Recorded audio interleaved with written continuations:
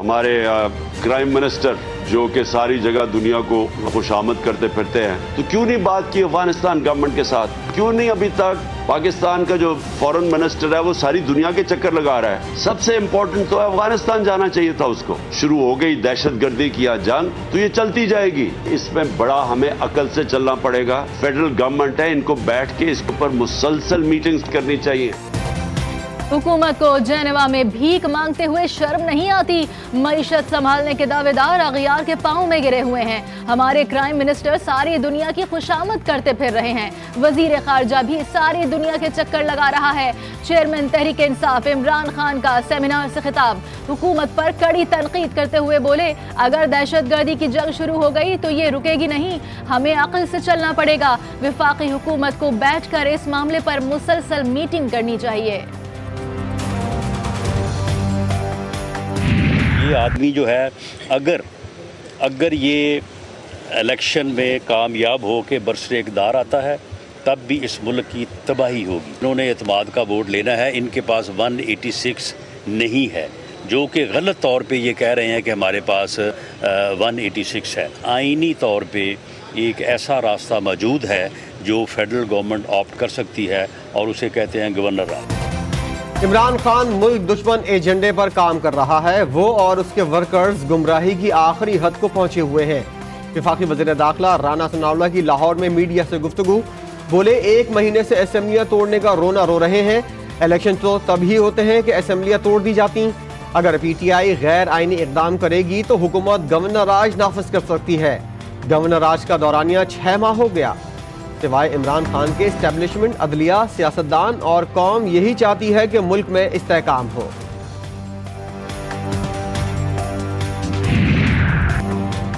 मेहनत के बगैर कुछ हासिल नहीं होता। रेजिलेंस पाकिस्तान कॉन्फ्रेंस की कामयाबी बेहतरीन टीम वर्क की मरहून मिन्नत है।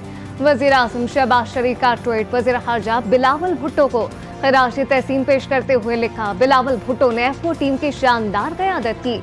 वज़ीर आज़म के हसन इकबाल, इसाकदार, शरी रहमान, मरियम औरंगजेब और हिना रब्बानी को भी शाबाश। बिलावल भुट्टो कहते हैं, पाकिस्तान रेजिलेंस ने तवक्कुआत से ज्यादा दुनिया की तवज्जो हासिल की।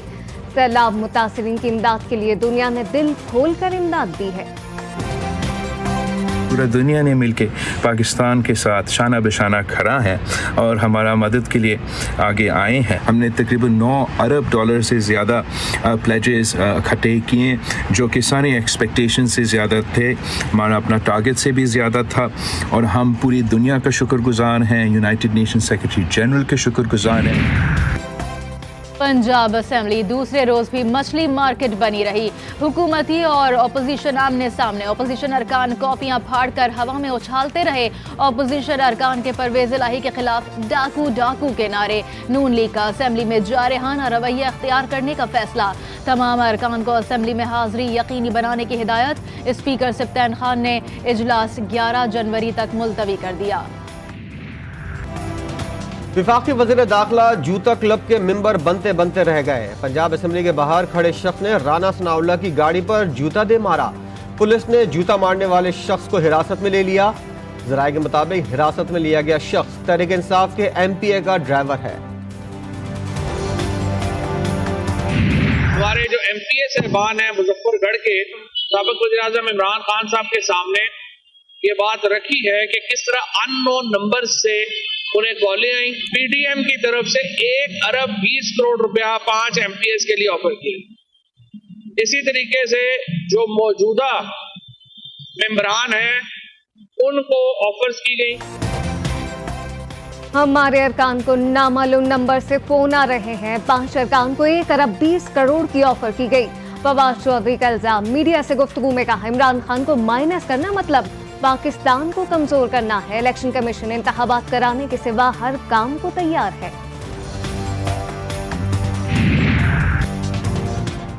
हमारे अरकान की तादाद 189 है। तहरीक इंसाफ पूरा जोर लगा ले तो उनकी तादाद 165 से ऊपर नहीं जाएगी। मुस्लिम लीग नून के रहनुमा अता तारड़ का दावा, बोले ये कल गिनती करा लेते तो वाजे हो जाता, कल भी हमारे 20 अरकान ज्यादा थे।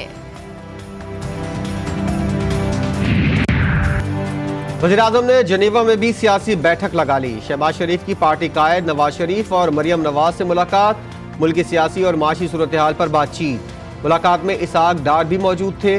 दोनों रहनुमाओं ने फैमिली के साथ रात का खाना भी खाया। वज़ीर-ए-आज़म शहबाज शरीफ ने पार्टी कायद और फैमिली के साथ 2 घंटे का वक्त गुजारा।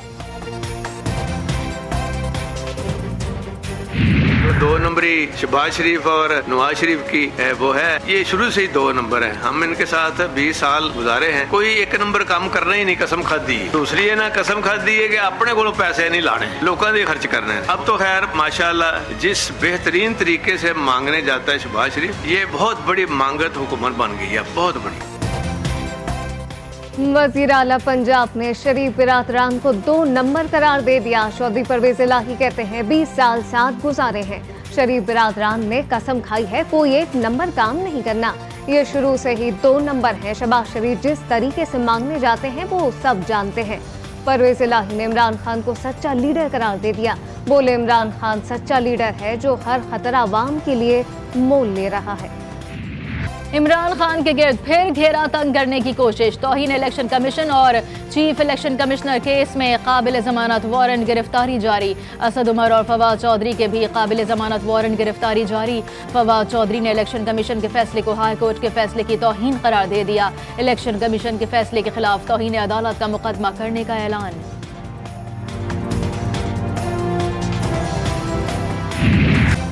मईशत पर छाए काले बादल छटने को तैयार। सऊदी वली अहद ने एक बार फिर दिल जीत लिए।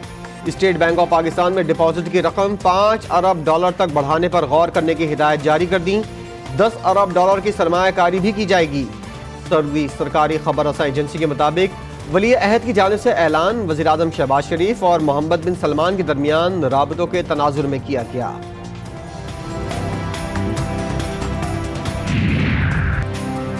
मुत्तहदा अरब अमीरात के दौरान army chief general Syed Asim Munir की यूएई के सदर शेख मोहम्मद बिन जैद अल नहयान से मुलाकात। दोनों ममालिक के दरमियान दिफाई और अस्करी अमूर पर ताउन पर तबादला ख्याल। शेख मोहम्मद बिन जैद अल नहयान ने जनरल आसिम मुनीर को पाक फौज का सरबराह बनने पर मुबारकबाद दी। मुल्क में खुर्दनी तेल के बहरान का खदशा बढ़ गया। ज़राए के मुताबिक मुल्क में सिर्फ 3 हफ्ते का स्टॉक रह गया। लेटर ऑफ क्रेडिट न खुलने के बायस 10 से ज़ायद जहाज क्लियरेंस के मुंतज़िर। जहाज़ों पर 1,75,000 टन खाम माल मौजूद। दरामद कुनंदगान कहते हैं स्टेट बैंक की हिदायत के बावजूद एलसी नहीं खोली जा रही। कंटेनर्स फौरी क्लियर न हुए तो बहरान ही नहीं, कीमतों में इजाफे का भी खदशा है।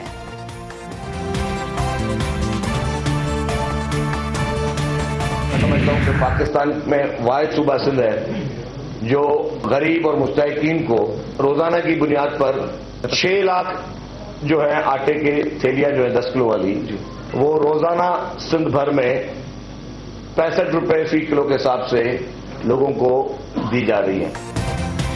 गरीब और मुस्तहिक अफराद को आज से आटा फी किलो 65 रुपए, जबकि मार्केट में आटा फी किलो 95 रुपए में दस्तयाब होगा। वज़ीर इत्तलात सिंध शर्जील मेमन का ऐलान। प्रेस कॉन्फ्रेंस करते हुए कहा सिंध हुकूमत आटे पर अरबों रुपए की सब्सिडी दे रही है। रोजाना 460 ट्रक कराची में आटा फराम कर रहे हैं। सिंध वाहिद सूबा है जहां गरीबों को 65 रुपए फी किलो में आटा दस्तयाब है।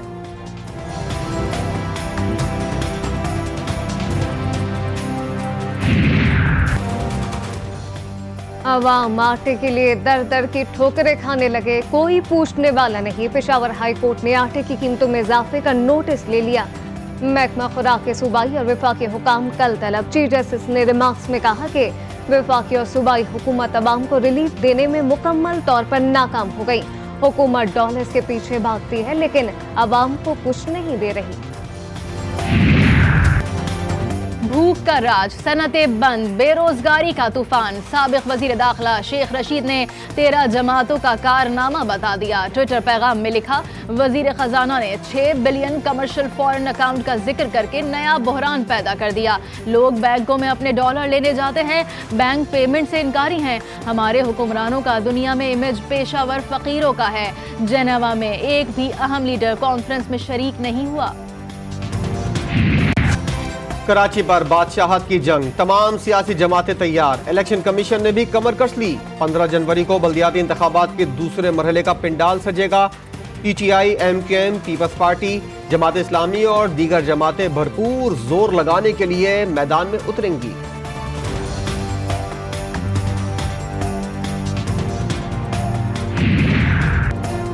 कराची के मुख्तलिफ अजला की हल्का बंदियां सिंध हाई कोर्ट ने MKM की दरखास्तें मुस्तरद कर दी।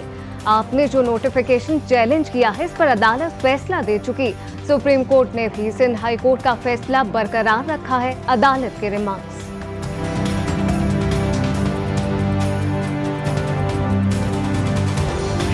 इन्होंने धांधली पूरी कर रखी है, हैदराबाद में भी, कराची में भी। आपने इस्लामाबाद की हल्का बंदियां तो एक दिन में भरा ली। हम आसिफ जरदारी साहब के जवाब का इंतजार कर रहे हैं। हमने मीटिंग की थी उनसे, उन्होंने वादा किया था। आसिफ साहब मशहूर हैं कि जो वादा करते हैं वो पूरा करते हैं, ऐसा है ना, मगर मुझसे वादा किया वो पूरा नहीं हुआ अभी तक। MKM पाकिस्तान का हैदराबाद प्रेस क्लब पर हल्का बंदियों के खिलाफ एहतजाजी मुजाहरा। डिप्टी कन्वेनियर वसीम अख्तर समेत कारकुनों की बड़ी तादाद में शिरकत।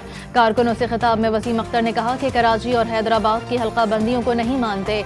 इस्लामाबाद में एक रात में हल्का बंदियां कर दी गईं। हम जरदारी साहब के जवाब का इंतजार कर रहे हैं। आसिफ जरदारी साहब मशहूर हैं, जो वादा करते हैं पूरा करते हैं। हमसे किया हुआ वादा अब तक पूरा नहीं किया।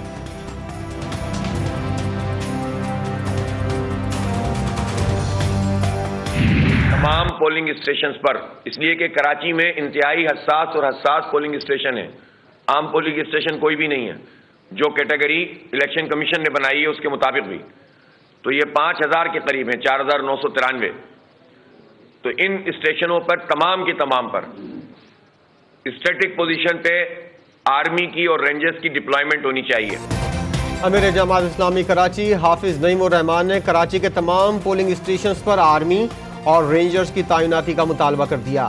प्रेस कॉन्फ्रेंस करते हुए कहा, पीपल्स पार्टी ने 3 बार बल्दियाती इंतखाबात मुलतवी कराए। इन्हें किस बात का खौफ है जो इलेक्शन से भाग रहे हैं। मजीद कहा, पार्टियों को जोड़ना तोड़ना गवर्नर की जिम्मेदारी नहीं।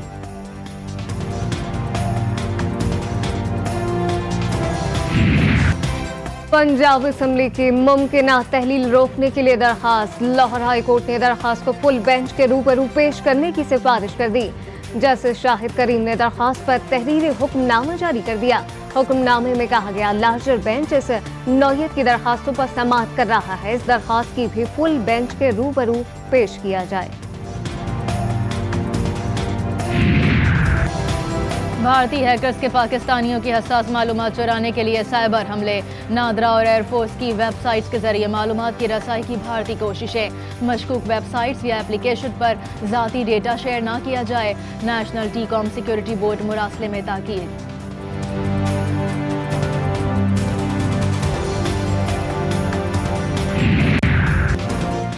बालाई वादी नीलम में काउंसलर्स की मुनफरिद तकरीब हलफ बर्दारी। काउंसलर्स ने शदीद सर्दी और बर्फानी मैदान में हलफ उठाकर तकरीब को यादगार बना दिया। काउंसलर, डिस्ट्रिक्ट काउंसलर और टाउन कमेटी कील के ओहदेदारों ने अपने ओहदों का हलफ उठा लिया। शदीद सर्दी और बर्फ और रास्तों की बंदिश में नौ मुंतखब काउंसलर्स का जज्बा खिदमत मिसाली।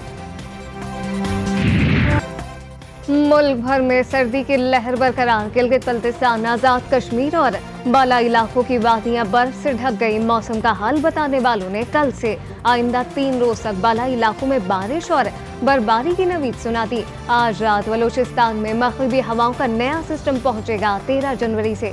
कराची में भी सर्दी बढ़ने का इम्कान। दर्जा हरारत सिंगल डिजिट में जाएगा।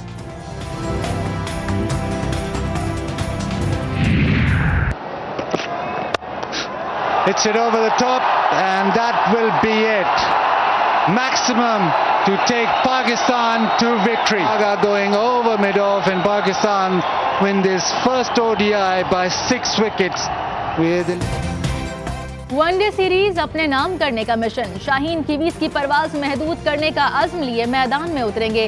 पाक न्यूजीलैंड सीरीज का दूसरा वनडे कल खेला जाएगा। कौमी टीम को पहले मैच में फतह के बाद 3 मैचेस की सीरीज में बरतरी हासिल।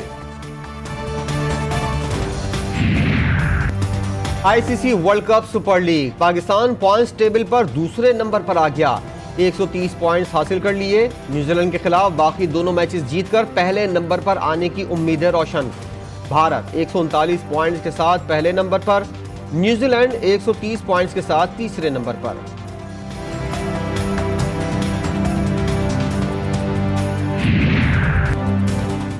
पाकिस्तान क्रिकेट बोर्ड को बड़ा झटका। मिकी आर्थर ने कौमी क्रिकेट टीम के हेड कोच बनने की ऑफर मुस्तरद कर दी। साबिक कोच बरतानवी काउंटी क्लब डर्बीशायर के साथ 2025 तक माहिदा कर चुके हैं। और अपनी खूबसूरत आवाज़ से गीतों को अमर कर देने वाले पाकिस्तानी गुलकार इखलाक अहमद के मद्दाह आज उनका 77वां यौम पैदाइश मना रहे हैं।